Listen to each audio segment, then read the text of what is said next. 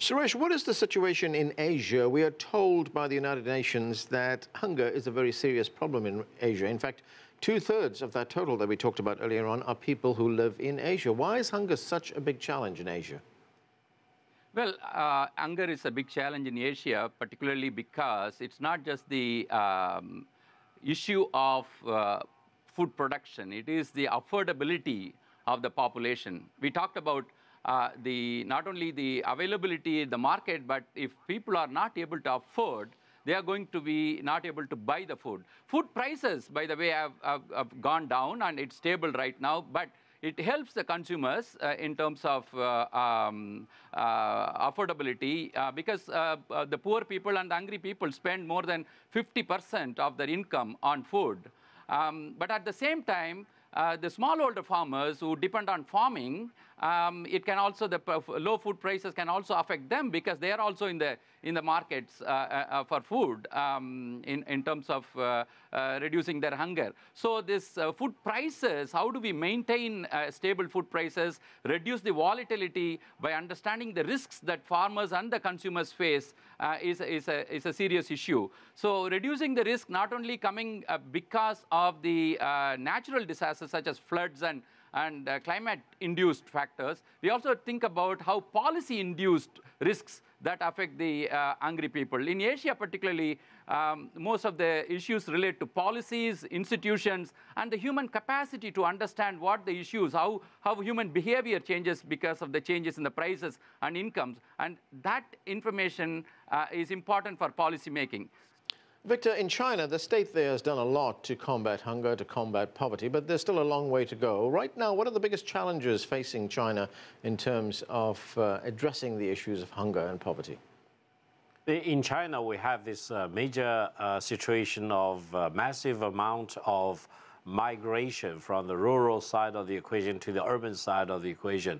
There are more or less about 250 million people who are caught in between the rural side and the urban side of the equation. They live in cities, but they do not have the status as urban residents, and they still live as migrant workers. And therefore, among this very large number of people, I think poverty is still a problem and hunger is still a problem.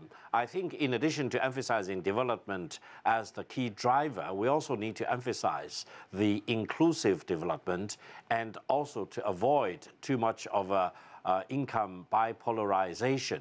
And the government should also set up all kinds of policies and initiatives to not only mobilize resources, but also distribute resources to the people in the needs, to the people who still suffer from hunger. And in this regard, not only the government need to step up, and also the non-governmental organizations, various other entities, for example, as well as churches, temples, and other facilities like this, all can combine their resources to contribute to solve the problem of hunger among those people who live still very much in poverty. And I think in China, we have gone a very big mile in lifting people out of poverty, in solving the hunger problem, but we still need to further improve. We need to reach the goal of no more people living in poverty, and people have plenty food to eat, well nourished, and have the expectation of improving their own living standards and also the living standards of the next generation, so that people will more or less live in a society of inclusivity. This is very much a goal for China, and I think this is also very much a goal for other developing countries. Especially, this should be the goal for those countries still classified as the least developed countries in the world. Joel, I was reading that great piece that you wrote about hunger and how it's a major factor in the spread of poverty, war, and terrorism. And as you pointed out earlier on, we sometimes tend to see these problems in isolation as separate entities, but they are connected. Make that connection for us on how hunger is connected to poverty, war, and terrorism. Well, if you're hungry, you can't work very well. And if you don't work very well, you're going to stay in poverty. Here in the United States, we're having a major debate over whether the Republican Party takes health care away from tens of millions of Americans. If they do, people will have to pay more for health care, be less healthy, since much of health care in America is tied to your job. They'll lose that, and it'll be a horrible cycle. And we have to look at the bigger picture of just human happiness. We may have economic growth in some countries, but if that's accompanied by political repression, or if that's accompanied by people having to work 50 or 60-hour work weeks in horribly dangerous or monotonous, factories, the fact that we're filling their belly is a fairly minor victory. So I think we have to look at human happiness and human freedom, freedom from want and freedom from oppression taken together. The most successful societies are ones that combine political freedom and economic freedom. Babatunde, one of the goals of the UN Sustainable Development Goals seeks to end hunger, achieve food security, and promote sustainable agriculture. It calls, and I'm quoting here, for a profound change of the global food and agriculture system. What needs to be done here? A lot of things need to be done. First and foremost, we have to understand where we're coming from. Goals 1 and 2 of Agenda 2030 are intrinsically linked. But at the same time, we have to realize that the world has accomplished a lot. Between 1990 and 2013, we were able to lift around 1.1 billion people out of poverty. But at the same time, we know that around 800 million people are still extremely poor in the world, and around 800 million people are still hungry in the world. So what can we do? The first thing that we need to do is to have integrated policies and programs in many countries around the world to be able to deal with issues around hunger and to be able to deal with issues around food insecurity and malnutrition. Secondly, we need rural transformation. By rural transformation, what we are trying to do is to make it a part of structural transformation in many countries.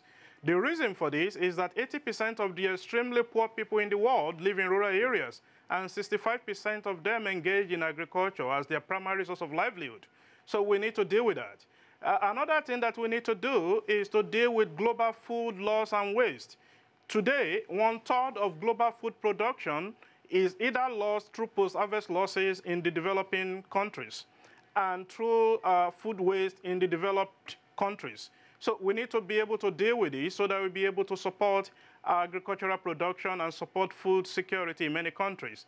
At the same time, we need to deal with the global imbalances of food supply and demand. You'll see in many parts of the world, take Africa for instance, Africa spends around $35 billion on food import every year.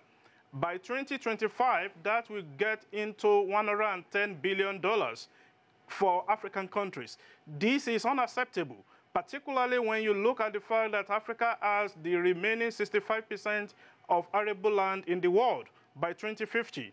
So what it means is that we need to invest in land and water management in order to be able to have better agriculture production.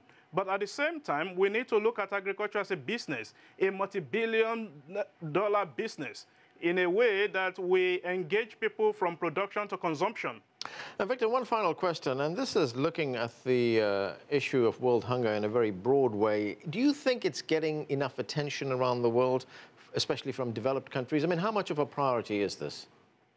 No, I don't think there is enough attention devoted to this necessity of fighting against hunger and liberating people from hunger. And I think given the plentifulness of resources in the world today as a whole, the developed countries in particular, and also countries like China, need to really work very hard to come up with a more scientific and more effective way of identifying where hunger is and coming up with an efficient way of dealing with that. And let me re-emphasize again, we in China still believe that development is the better way to fight against hunger and lift people out of poverty.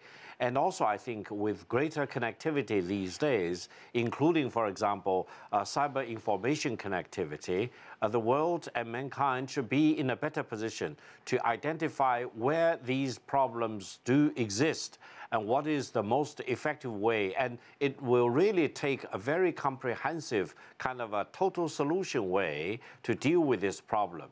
Eventually, development, inclusive development, and equity, and social relief, and fighting against poverty, etc., all need to be melded together into a coherent strategy. The end goal should be clear, that we, mankind, should leave no one in hunger, especially young kids and the next generation of people. So long as we all agree on this, we all need to use our resources, wisdom, vision, and courage to come up with our own contribution to this fight against hunger. And the developed countries should do more than other parts of the world. Okay, that's all we have time for. Thanks to all of you for being with us. That's it for this edition of The Heat. I'm Anand Naidu in Washington, D.C. Thanks for being with us.